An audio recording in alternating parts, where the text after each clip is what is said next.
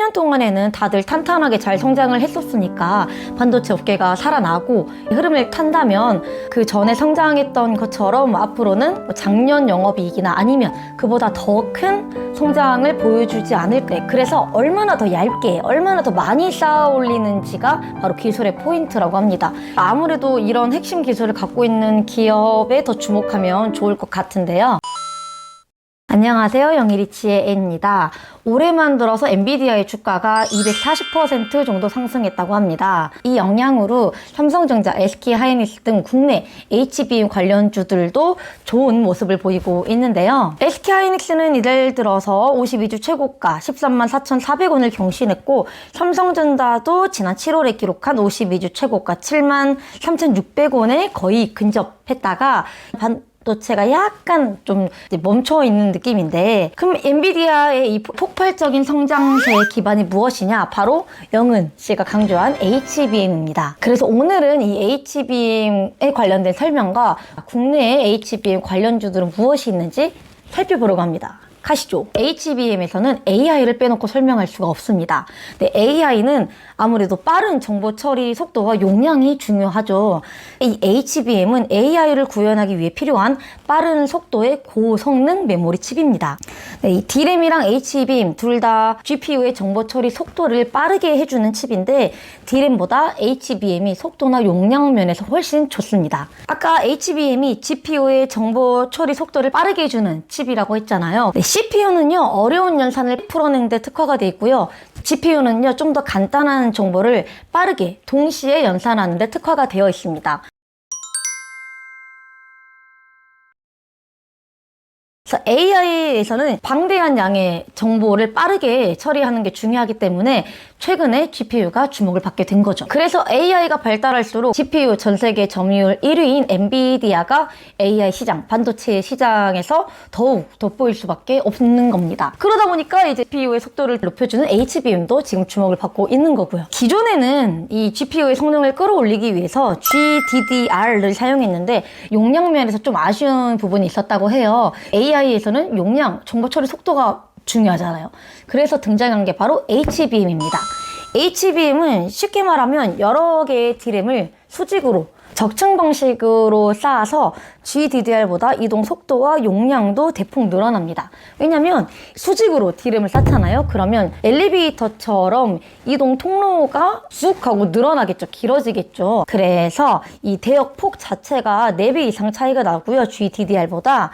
HBM의 이름 뜻이 고대역 메모리 폭 메모리 칩입니다. 운반 속도도 거의 3배 정도 차이가 나고요. 대역 폭도 엄청나게 차이가 나죠. 여기서 바로 용량과 처리 속도의 차이가 구별이 되는 겁니다.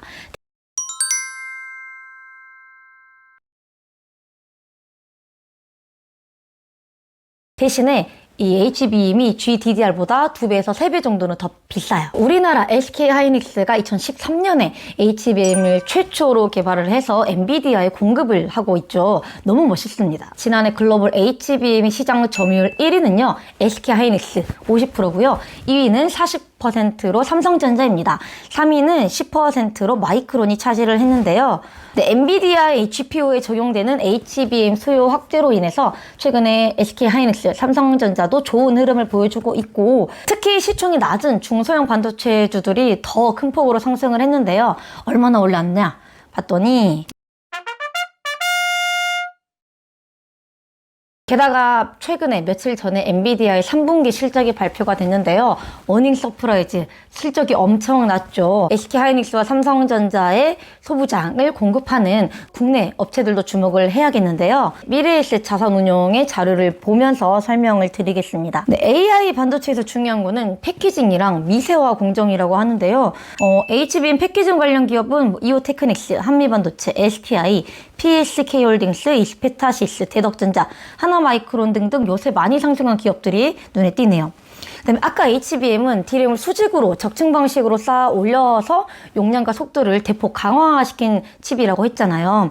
네, 그래서 얼마나 더 얇게, 얼마나 더 많이 쌓아 올리는지가 바로 기술의 포인트라고 합니다. 아무래도 이런 핵심 기술을 갖고 있는 기업에 더 주목하면 좋을 것 같은데요. 백그라운딩은 뭐냐면 웨이퍼 후면을 얇게 갈아내가지고 반도체를 적층하여 집적도를 높이는 그런 공정이라고 합니다. 관련 기업은 K시텍이 있네요.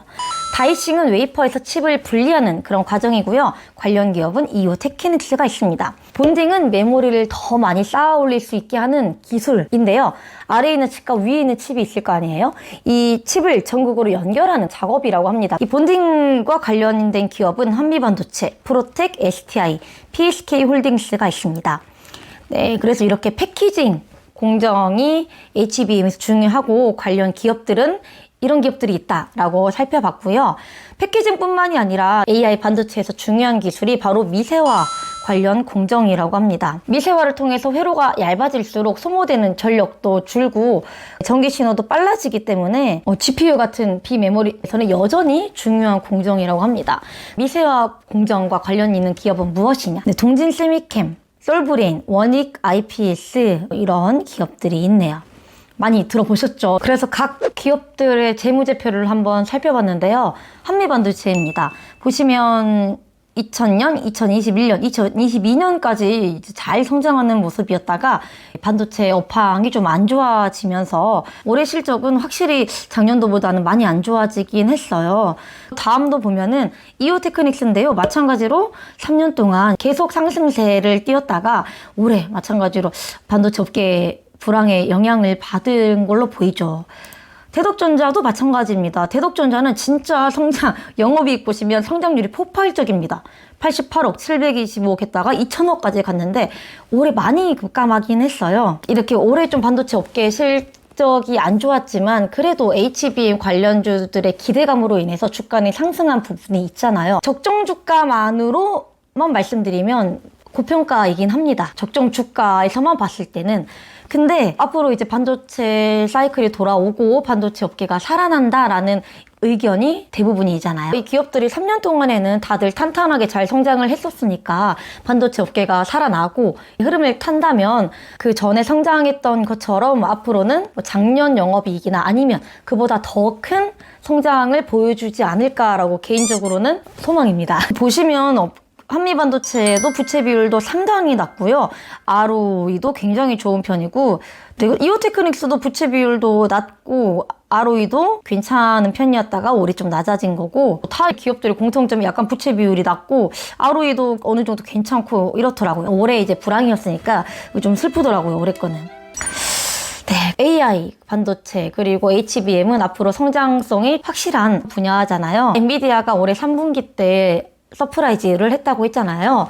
근데 쭉쭉쭉 오르다가 막상 발표를 했을 때는 약간 하락했어요, 주가가. 원인이 무엇이냐라고 봤더니 아무래도 이제 미국 정부의 중국 수출 규제 이런 좀 걱정이 있어서 그게 영향을 주지 않았나 싶은데요. 이제 미국이 무기뿐만이 아니라 지난달에 이제 반도체랑 반도체 장비 수출도 중국 쪽에 금지를 했습니다. 그래서 엔비디아의 중국 쪽 매출이 좀 줄어들지 않을까라고 예상을 했는데 이제 4분기에 엔비디아가 예상 실적을 공개를 했는데 작년 4분기랑 비교했을 때도 훨씬 더 좋은 실적을 낼 것이다 라고 했다고 해요. 그래서 중국 쪽 매출이 좀 좋지 않아도 다른 나라 수요에서 좀 커버를 치지 않을까 시장에서는 그렇게 생각을 하고 있다고 합니다. 근데 앞으로 4차 산업이 더욱 발달하면서 꼭 필수적인 거는 반도체. 그래서 오늘은 그 AI 반도체와 관련이 있는 HBM에 대해서 알아봤고요. HBM이 뭔지, 왜 지금 주목을 받는지, 그리고 국내 HBM 관련주들 상황 알아봤는데 여러분에게도 조금의 도움이라도 되었으면 좋겠고요. 이제 HBM을 찾다 보니까 최근에 이 HBM 관련 ETF들이 많이 상장을 했더라고요. 그래서 나는 이 기업 하나하나 고르기가 좀 고민이 많이 된다. 나는 앞으로 이 업계에도 굉장히 좋을 것 같고 장기적으로 투자를 할 생각이다 하시는 분들은 이 HBM ETF도 괜찮은 것 같아요. 네, 그러면 다음 영상에서 만나요. 안녕.